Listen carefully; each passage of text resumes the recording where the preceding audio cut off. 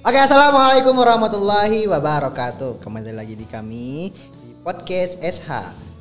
Di sini saya Andri Ardian dan saya Maudah Tafil Kurba. Saya Mila Nur Kolbi. Saya Muhammad Syari. Oke, sahabat KBI, pada pertemuan kali ini kita akan ngobrolin yang lagi viral-viral belakang ini tentang nikah beda agama tapi disahkan oleh PN Surabaya. PN Surabaya. Jadi gimana nih menurut Mbak Mila?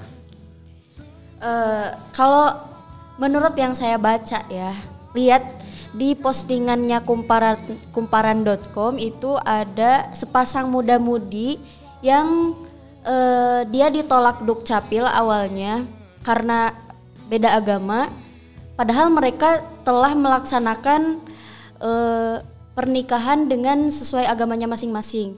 Jadi mereka tuh pernah nikah dengan Islam, maksudnya dengan cara Islam, juga dengan cara Katolik, tapi masih ditolak Dukcapil. Terus kemudian mereka mengajukan lagi ke PN dan di sana oleh PN disetujui akhirnya.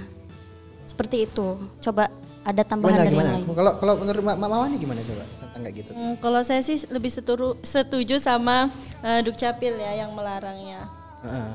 Karena di situ juga dalam pasal 44 itu disebutkan bahwa wanita muslim itu dilarang menikah dengan laki-laki non-Islam.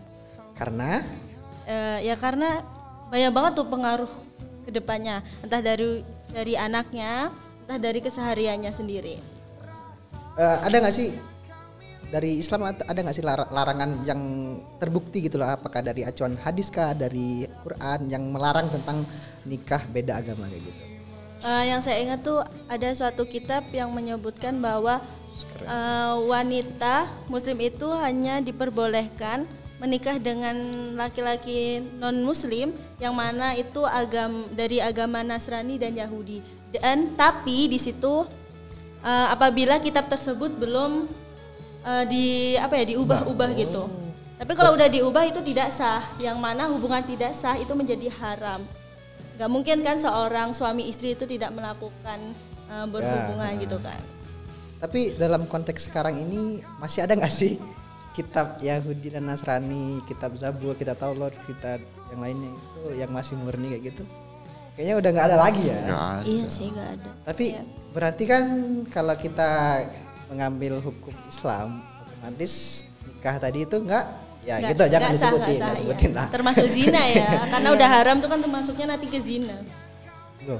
Kalau zina berarti jangan, kita bukan pejabat kok. Nanti kita dibawa sama pemerintah, jadi beda urusan, nggak jadi podcast kita. Terus gimana Mas Arif kayaknya pengen ngomong itu. Mungkin dalam pemerintah atau agama Islam memang tidak diperbolehkan, akan tetapi ada yang pro dan kontra gitu kan. Gimana tuh? Artinya ada pendapat ulama yang dimana memperbolehkan dan tidak memperbolehkan. Memperbolehkannya bahwasanya itu loh mengenai pribadinya sendiri, bukan pada pemerintah gitu kan. Nikah ya nikah, yang nikah siapa gitu kan. Tapi kan itu dia kan hidup di negara yang punya aturan kayak gitu. Iya. Namun kalau di pemerintahan memang itu kan tidak diperbolehkan. Tapi ada di mana ada celah di situ yang mana memperbolehkan gitu kan. Karena itu urusan pribadi. Urusan keyakinannya, bentar, agamanya. Ini katanya pemerintah tidak memperbolehkan. Lalu bagaimana dengan pernikahan-pernikahan yang telah dilangsungkan saat ini? Kayak semisal selebritis tuh, kan banyak tuh yang nikah beda agama. Itu berarti mereka ilegal dong. Tapi kan kalau kita mengacu pada undang-undang nih, di sini saya buka ya. Undang-undang pasal 2 ayat 1 Undang-Undang nomor 1 tahun 1974 tentang pernikahan. Di sini boleh, tapi harus melakukan resepsi pernikahannya itu menurut agama mereka masing-masing kayak gitu loh. Misalkan kayak Islam sama Katolik nih. Di Islamnya mereka pakai resepsi secara Islam, terus di Katoliknya mereka Katolik. Mungkin salah satu celah di sana itu tuh ya kayak gini, yang mereka pakai acuan yang ini tadi. Tetapi kan kalau kayak gini kan sebelum-belumnya tuh kan belum ada nih, belum terekspos bener tentang pernikahan yang beda agama terus dipublikkan gitu loh.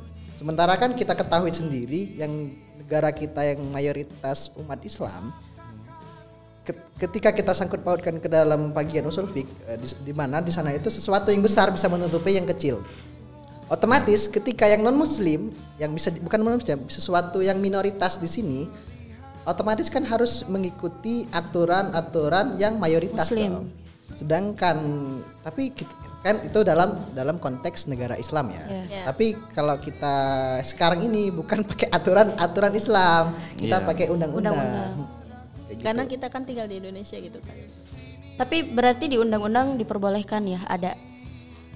Tapi di sana tuh celahnya tuh diperbolehkannya, tapi harus kayak dua kali resepsinya tadi kepercayaan Yahudi dan itu.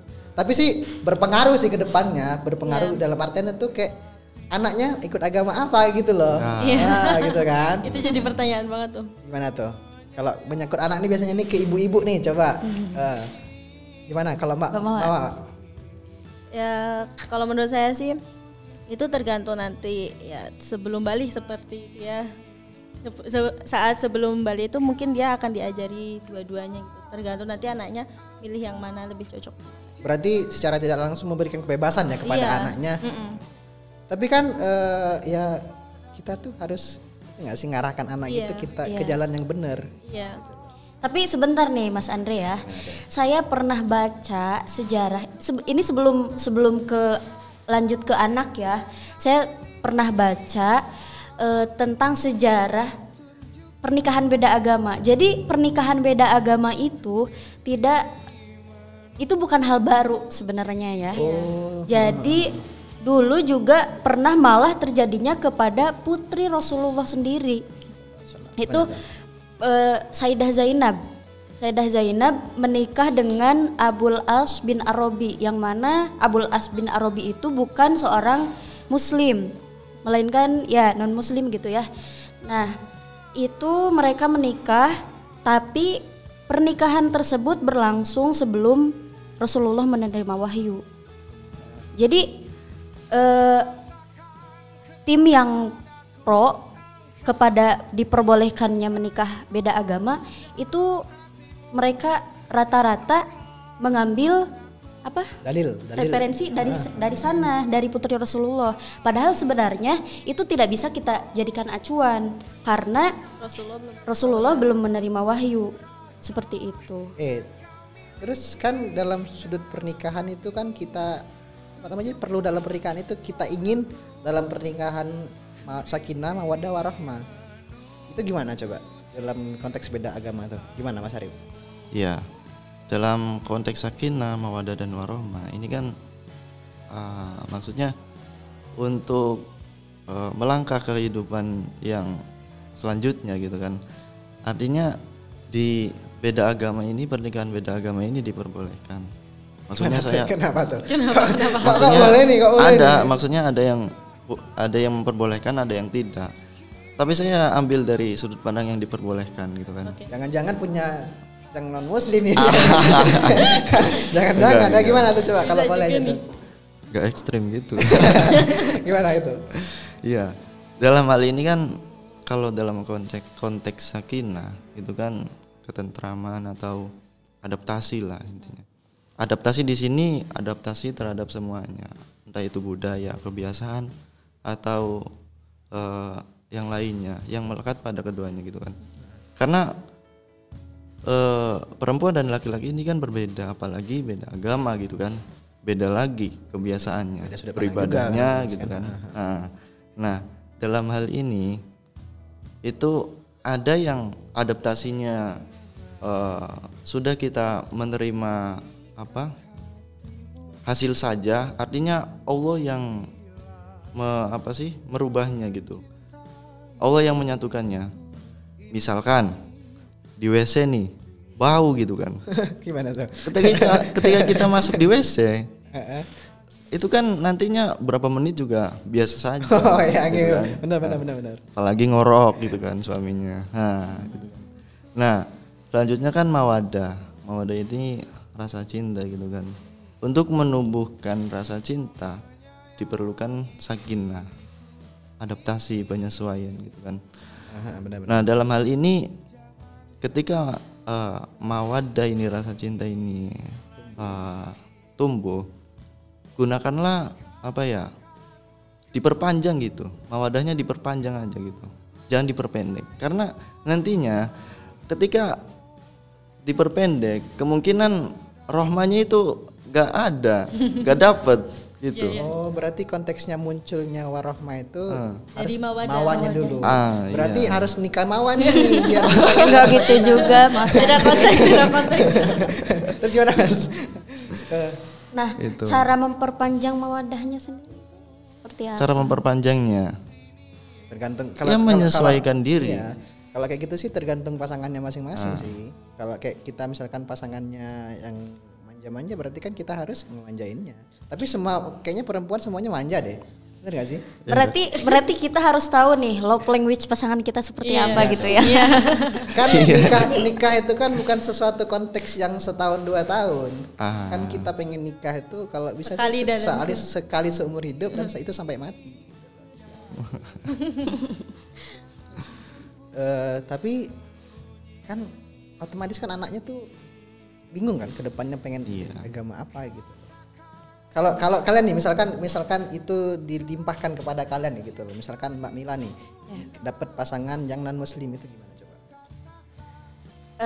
Kalau semisal ya, tapi saya berharap tidak terjadi. Jangan lah ya. Misal doang. Kalau ganteng gimana? Ya tetap aja. Jangan. Duh, ini mah.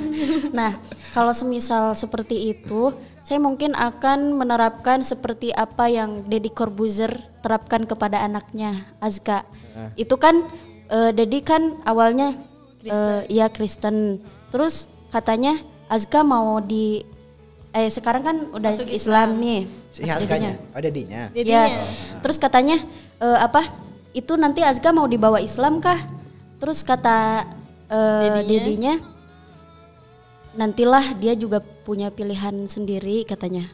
Nah, saya juga akan seperti itu. Jadi saya akan membebaskan anak-anak untuk memilih mana agama yang terbaik menurut mereka sendiri. Seperti itu. Karena pintu surga itu bukan milik kita. Kita gak punya tiket surga kan? Iya, itu gak punya uang dalam. Tapi kan benar sih, tapi kalau kita berbicara dengan konteks Islam kan surganya anak di ibu. Itu gimana lah? Berarti Mbak Mawa memberikan kebebasan ketika adanya di luar Islam, berarti surganya di mana dong? Nggak ada di telapak kaki ibu. Ini Mawa apa Mila? Oh ya Mbak Mila maksudnya. sorry salah. Terus gimana kalau menurut Mbak Mawa nih, kalau itu ditimpahkan kepada Mbak Mawa? Aku setuju sama yang tadi dibicarain sama Teh Mila ya.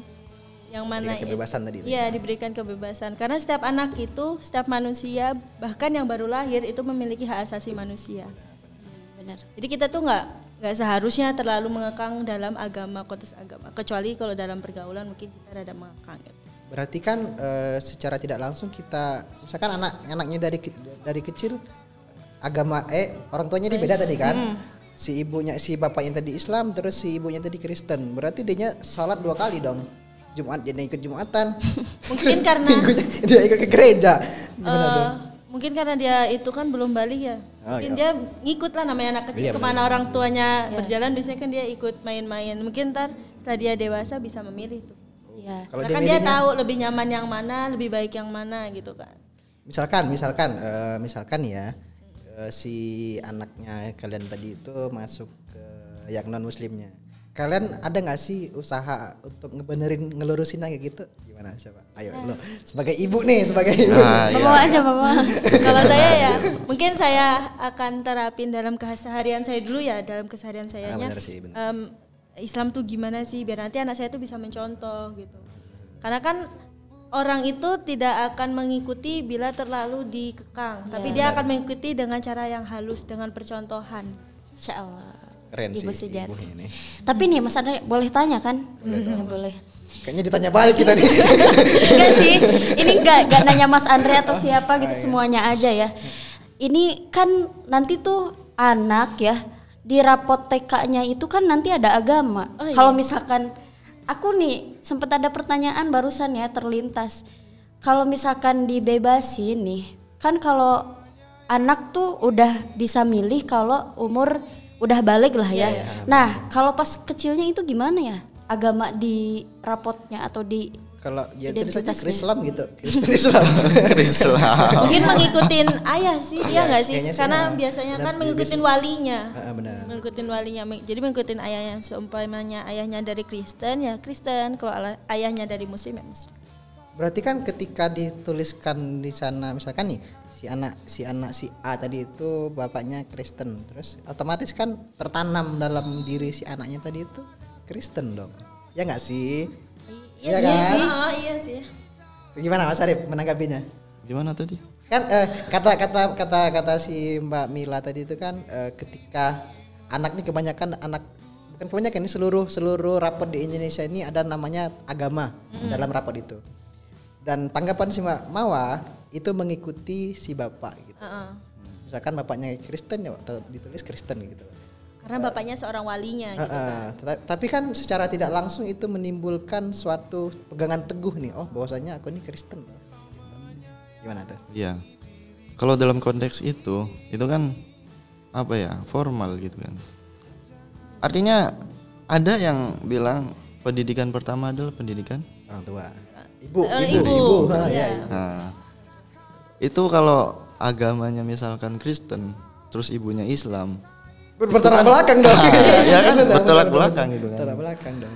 Artinya di situ harus ada komitmen antara suami dan istri. Gitu. Akan menjadikannya anak sebagai agama apa gitu. Iya, dalam hal itu. Karena dalam Islam kan kalau nasab itu kan bapak kan. Ikutin bapak. Iya. Makanya kalau misalkan perempuan Islam nikah sama orang laki-laki non muslim, itu apa ya? Kontra lah. Iya sih. Karena maksudnya akan terbawa nantinya. Aturan di Islam dan di non Islam itu berbeda kan. Otomatis ya susah sih kalau nantinya kita nasabnya akan mengikuti suami gitu. Dan seharusnya juga seorang perempuan yang muslim nih harusnya tahu juga dong yang mana perempuan ini kan dilarang nikah sama laki-laki non muslim itu harusnya. Tapi kan dengan konteks dipublikkannya kasus nikah ini menjadi suatu feedback yang baik nih buat pasangan-pasangan yang apa namanya tuh yang kan banyak nih. Bukan ya bisa dikatakan hal restu lah ya. Pasangan-pasangan yang punya yang kayak dia tuh punya cowok apa namanya tuh non muslim kan sempat tenar tuh aku dengan kau tuh cocoknya sebenarnya cuman bedanya agama aja gitu. Tapi kan iya berarti kan dengan adanya apa namanya tuh dengan adanya konteks yang dipublikkannya disahkannya pernikahan ini tadi itu buat senang mereka gitu loh, nggak ada lagi penghalang bagi mereka buat nikah gitu. Ibarat kan. Tembok besarnya itu udah runtuh gitu. Jadi itu loh pernah dibolehin kok aku nggak boleh gitu. Berat loh nikah beda agama tuh. Karena kan apa namanya? Salah satu kan kewajiban kalau kita berbicara dengan Islam nih ada 4 kalau nggak salah ya kewajiban yang kita harus cari dalam pernikahan itu. Yang pertama itu agama, nasab, terus cantik dan kayanya itu. Tapi lebih diutamakan agamanya tadi. Gitu. Kalau kita berbicara dalam konteks agama. Tapi nggak tahu sih kalau agama yang non muslim itu ada nggak kriterianya. Coba yang pernah non muslim. Siapa nih? Nggak ada. Kita muslim dari lain. Nggak maksudnya tuh tahu nggak ada yang tahu nggak sih yang apa tuh peraturan. Tapi menurutku kayaknya nggak deh. Kan pernah tuh siapa sih Mama Cetar tau nggak? Mama Cetar yang di TikTok yang neneknya Kiano. Iya. Bukan nenek Kiano, neneknya siapa tuh? Neneknya siapa sih? Lupa aku namanya. Ya kenapa? Kay siapa? Yang bibinya tembem, anak kecil yang bibinya tembem. Oke, lanjutin. Ya pokoknya itulah. Katanya itu. Kalau bisa katanya cari pasangannya itu yang sesama aja. Iya. Karena apa namanya itu kita tuh bernikah menyatukan 2 ego. Bukan hanya 2 orang ini saja, tetapi banyak orang di belakang kita, dalam artinya keluarga, ada saudara-saudara dan sebagainya. Ketika apa namanya itu yang sama aja itu kadang masih cekcok, apalagi yang beda. Yang sudah jelas dalam sana itu kepercayaannya beda, apalagi namanya sehariannya beda kayak gitu kan. Iya, berat. Itulah kenapa salah satu yang wajib menerima zakat tadi itu ialah mu'alaf. Karena ketika misalkan nih si yang non muslim tadi itu masuk Islam, di sana walaupun di non muslimnya tadi itu dianya kaya, ketika dia masuk Islam otomatis nih ada aja nih, nggak semuanya pro terhadap si anak tadi. Otomatis kan misalkan dianya kaya dengan masuknya Islam tadi itu, jadi ya miskin bisa, gitu. Kayak dikucilin gitu juga, banyak banget cobaannya gitu. Tapi memang itu memang ada, karena ya kita berpindah agama itu kayaknya bukan hal mudah ya, bukan hal mudah gitu loh. Harus siap mental aja. Iya. Tapi susah.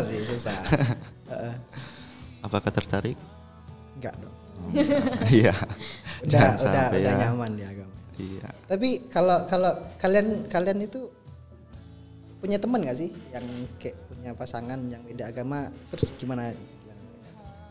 Kalau aku nggak ada sih. Nggak ada ya. Sarip, kayaknya sejauh ini belum ada. Mungkin cari sama ya. muslim aja. Mau cari pengalaman. Oke, kayaknya udah lumayan ya obrolan kita. Iya. Gimana kalau menurut Sarip, diperbolehkan nggak kalau menurut Sarip menikah beda agama ini? Tergantung kitanya mau pilih yang mana, karena ada dua pendapat di situ. Kalau Mas Saripnya? Boleh. Rusak nih. Jangan ditiru ya, jangan ditiru. Ini menurut Mas Saripnya aja. Kalau kami sih cari-cari aman aja ya.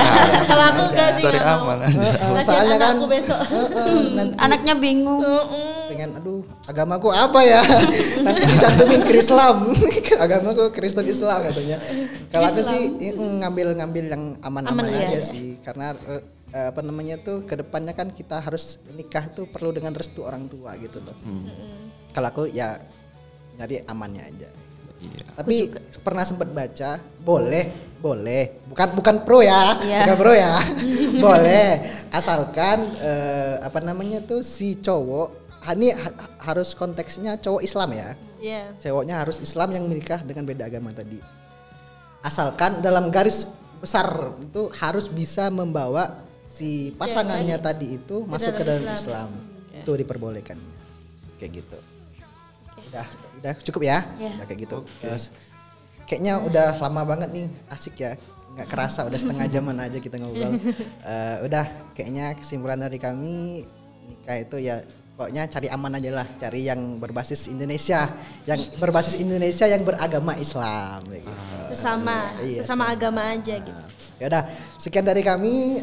Saya Andri Ardian. Dan saya Maudah Tafil Kurba. Saya Milanul Kolbi. Saya Muhammad Syarif. Pamit undur diri. Assalamualaikum warahmatullahi wabarakatuh. Terima kasih.